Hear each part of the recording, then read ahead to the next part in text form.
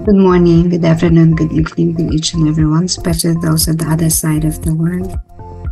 There is no time and space between us, there is only this present moment, and we are one. On there, engine number 1007. Praise and glory be to God. Praise and glory be to you, O Holy Trinity, eternal God. May the mercy springing from your very bowels protect us from your just anger. Let the praise of your incomprehensible mercy resound everywhere. All your works bear the seal of your unfathomable mercy, O God.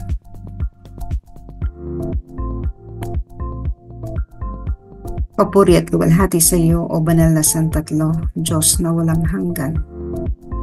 Naway protektahan kami ng awa na nagmumula sa iyong puso, mula sa iyong makatarungang galit.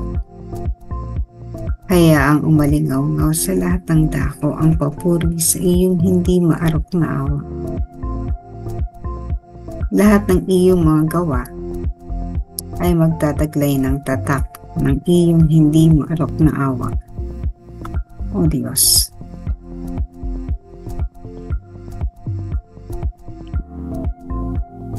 Alright, yesterday we had trouble with broadcasting live. I thought that my account was hacked and pray to God that may my account be shielded and protected. Kasi ang hirap no pag na-hack yung mga account. But then I saw the news that there was a problem with Facebook, so it's not because of any other reason but technical problem with Facebook. So I'm glad that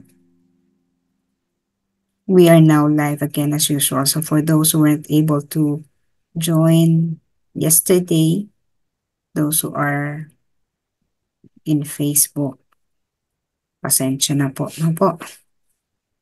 But anyway, in case all these things happen, lalo na yung mga nasa Facebook and not in Zoom, sinasabi ko lagi, please continue to pray because we are one.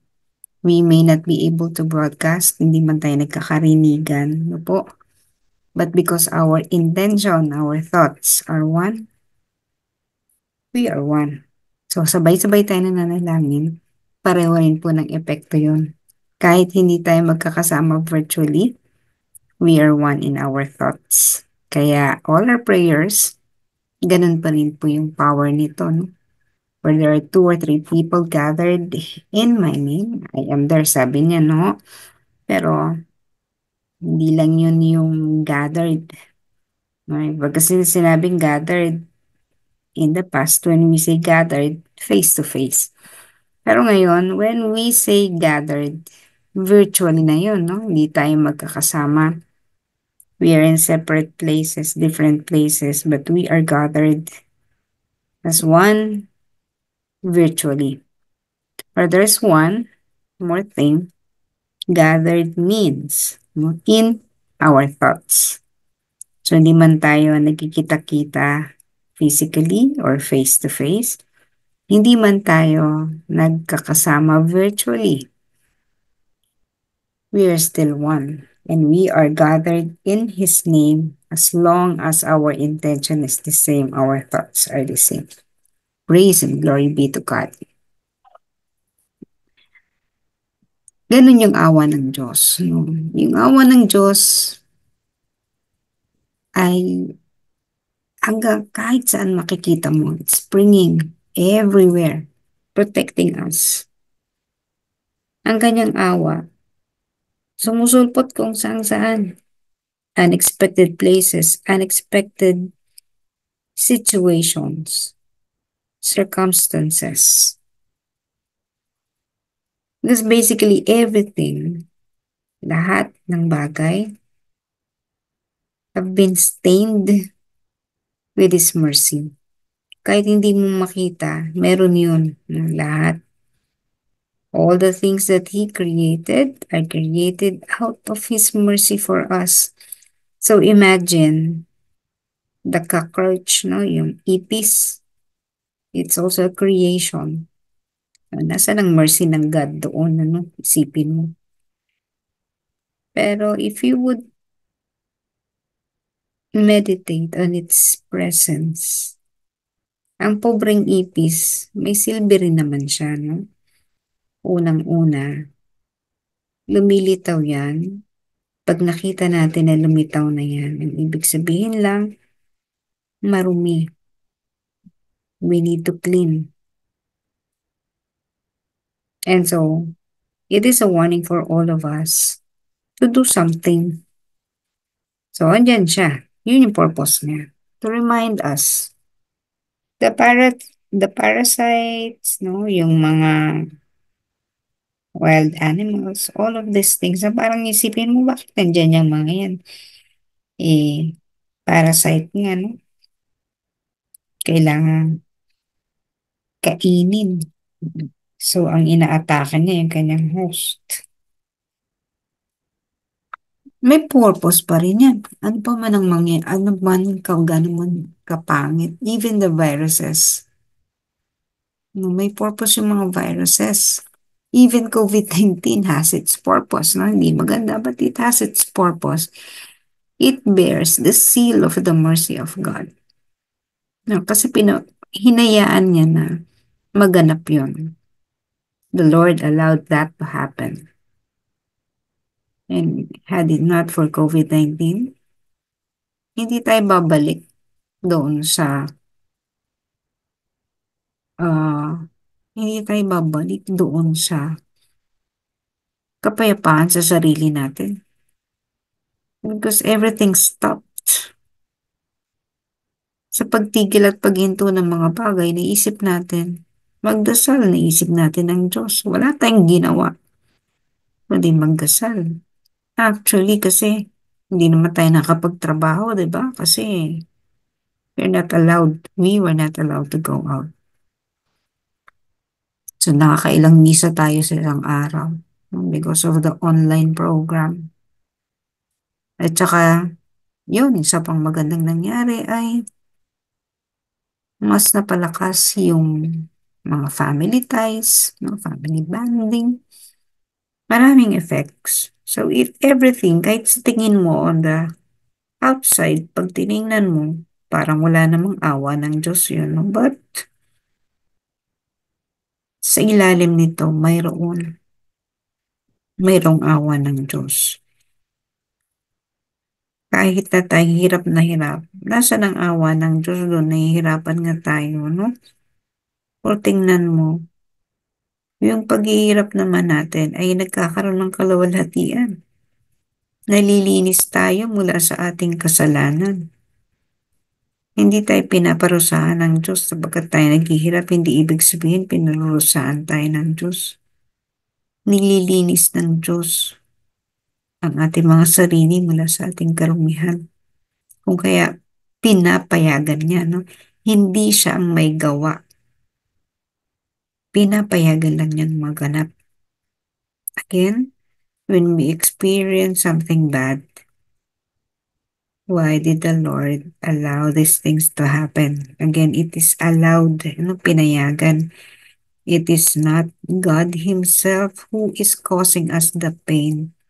Remember that we experience pain because we had done something wrong. So yun ay result lamang ng ating ginawa. Walang kinalaman ng Diyos doon. Ang kinalaman lang ng Diyos doon, pinayagan niya maganap. Sapagkat kung hindi niya papayagang maganap ang mga bagay, hindi magkakaroon ng balanse. Yung baha, no? Flood. Pangit man yan, nakakasalanta ng property, pero pag tiningnan mo, meron din siyang purpose.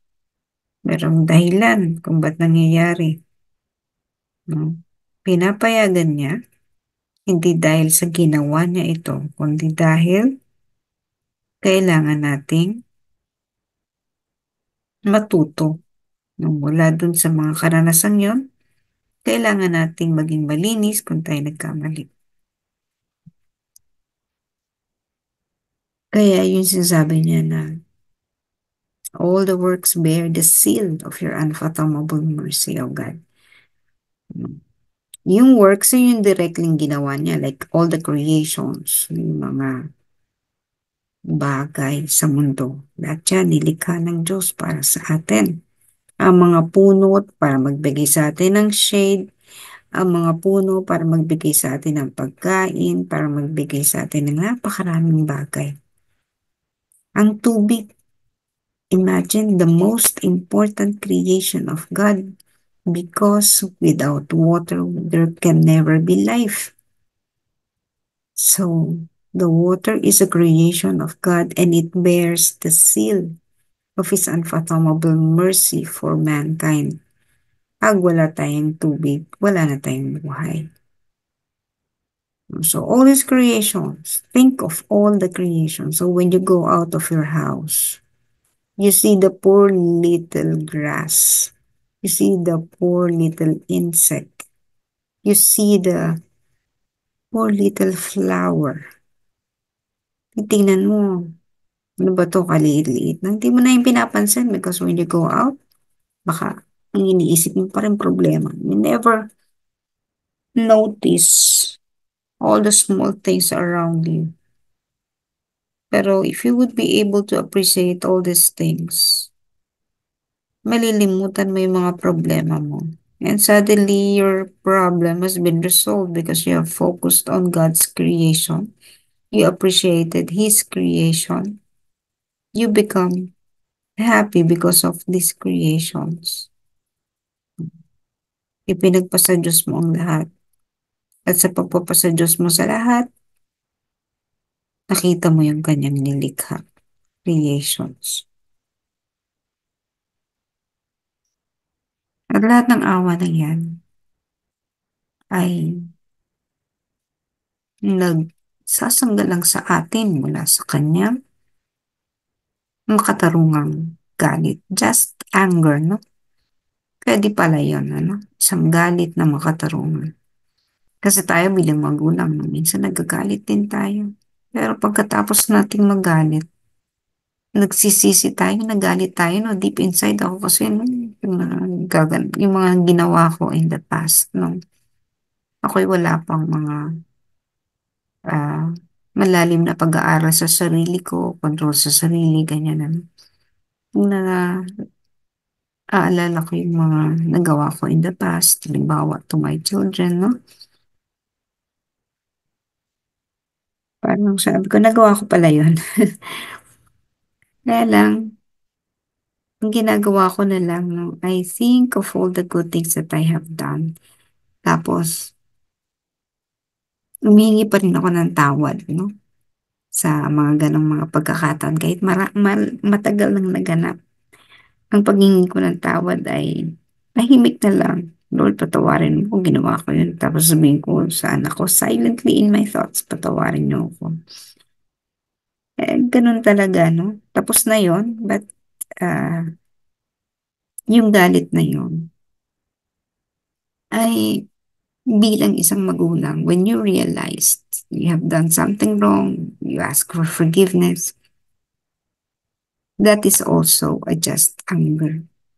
Pero kapag nanatili yung galit na yon, hindi ka nagpatawad, hindi na yun makatarungan. No? So nagkagalit din tayo, lalo na ang Diyos nagalit din pala. Nagkagalit din. Pero let us not visualize God as a very punishing God. Huwag natin isipin na ganun because hindi ganun ang Diyos. Lalo sa Bible, if you read the Bible, parang titingnan mo paano nagawa ng Diyos yun. Pero alam nyo ba na marami dyan ay mga simbolismo lamang? Kung baga, ah, pag tiningnan mo siya literal, napaka-absurd, no?